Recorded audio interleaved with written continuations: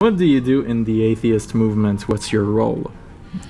Well, I did have a podcast called Godless Bitches.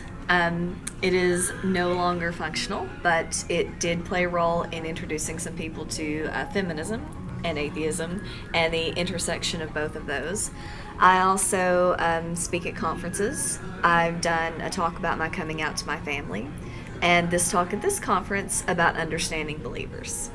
First of all, what's your background? What led you to those things, this way of thinking, and what was the catalyst? Oh, I don't believe in that anymore. Because I know you were a fundamentalist at some point. That's why. Oh, I was raised hardcore Southern Baptist in Tennessee, and I have an entire talk about the things that led me to that, which were a lot of issues with the Bible, a lot of issues with the nature of God, many things that I have talked about. It was never just one thing. It's just a culmination of so many things that you're like, this just can't be true. And then you find out facts that the facts aren't consistent with the Bible.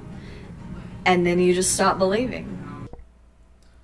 If you wanted to explain to an atheist, someone who doesn't really care about those issues, what reason would you give that person to convince him that those issues are actually worth paying attention to?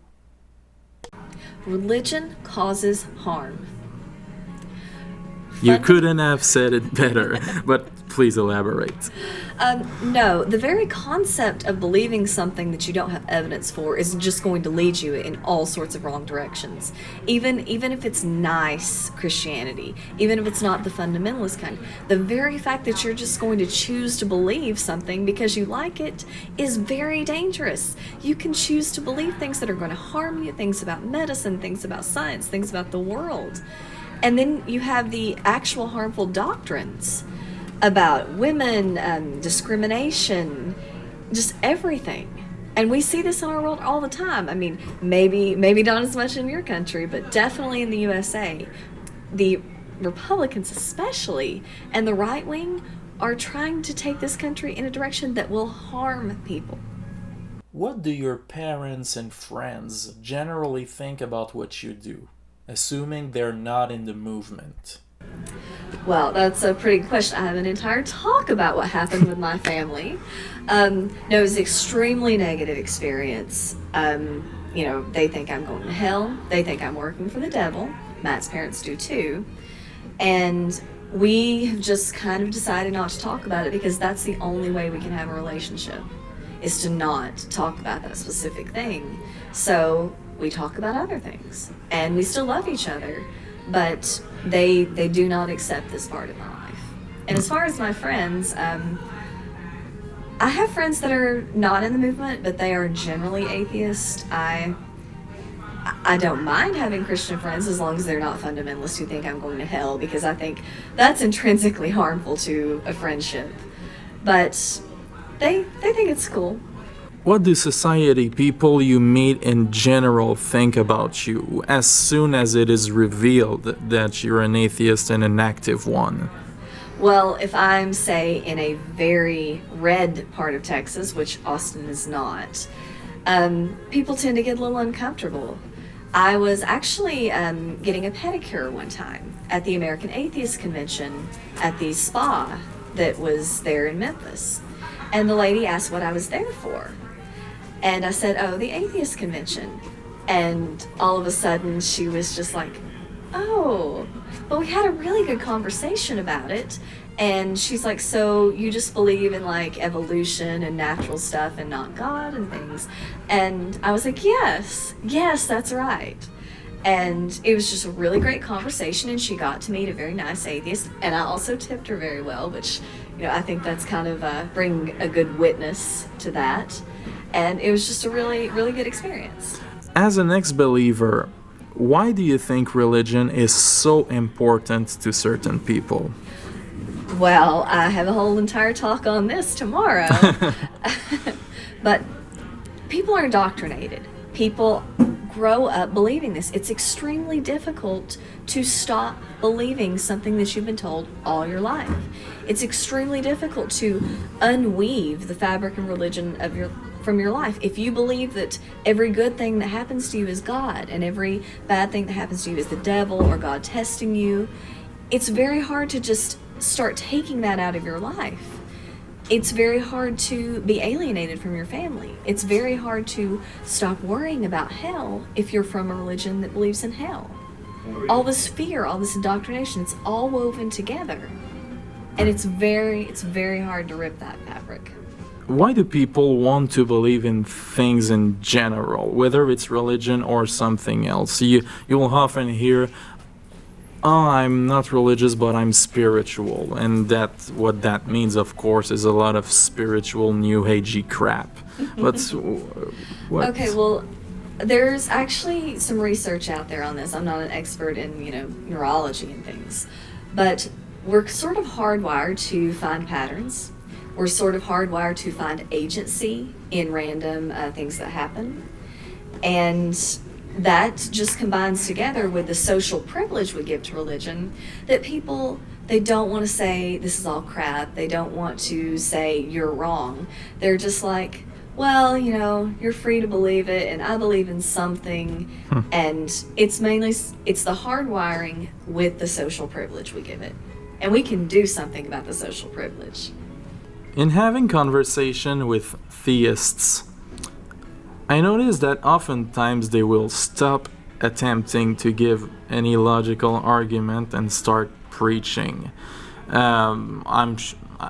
This happened to me. I'm sure this happened to you. And what do you usually do when that happens? It depends on the context, of course. Sometimes it's just good to end it right there. You don't have to be right. You don't have to get the last word. You don't have to convert anybody. You've already planted a seed by having the conversation at all.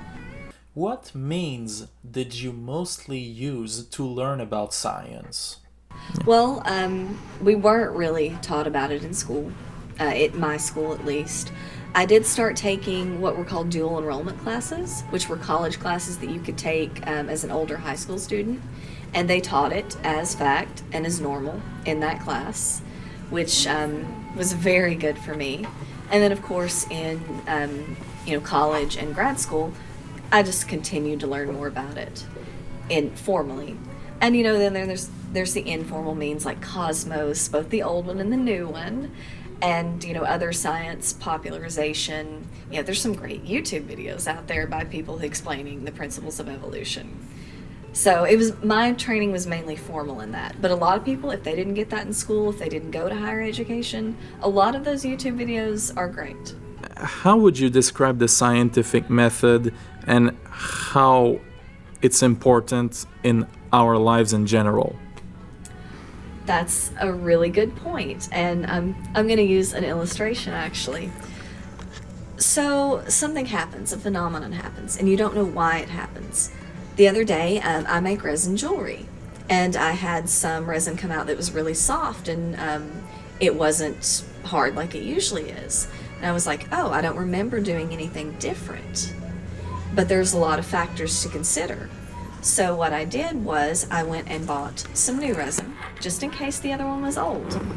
And under the same conditions, I poured some into very similar molds, and I saw the next day that they were still both soft. So I crossed one thing off the list. It wasn't the old resin versus the new resin.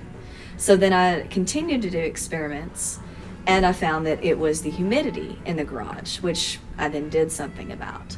So this testing thing, you can't just decide, oh, well, this went wrong because of X. What if it's Y? What if it's C? What if it's something else?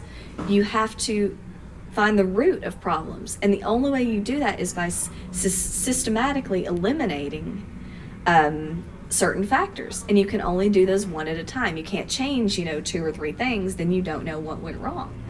And this has applications everywhere in our lives. Applications at work, applications at home. You cook something and it doesn't come out the right way. Well, what did you do wrong? Next time you cook it, you change one thing. And you go from there. What do you think about those who vehemently reject the feminist label? There's a difference between not accepting feminism and not accepting the feminist label. That's right. And I think most people who don't accept the feminist label do so for poor reasons, mainly having to do with stigma that other people who don't actually believe in feminism are casting upon the feminist label. Feminism just means believing in equality for women. And anything else people are putting on it is extreme. From the whole beginning of feminism, from the suffragettes on, people were straw manning it. People were saying, you can look at old cartoons of the suffragettes that, oh, well, the men are going to have to tend the babies and cook the food, and the women are going to beat them. And it's ridiculous. This is equality. This is not, matriarchy, a reverse of patriarchy.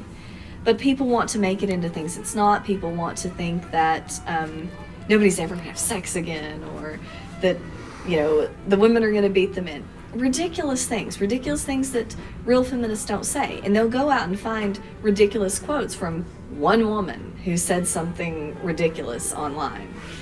And I just don't understand it. Everyone should believe in equality.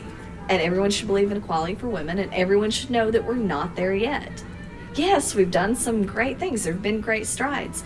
But you don't just go from 90 years ago women could vote, and even in the 70s there were laws that had to be changed. Marital rape wasn't even a crime back then. There are people that still had their whole worldviews influenced by that are still around today and that are still in positions of power. So this is going to take a long time to fix. You can't just say it's fixed now, we fixed all the laws, everything is good. In your opinion, what are the most objectionable passages in the Bible, or the silliest? Slavery. Slavery is number one. Owning another person as property is intrinsically evil, and there's no justification for it, no matter what a fundamentalist wants to say. That's the slam dunk. There's so much more that could be said. Slavery is the slam dunk.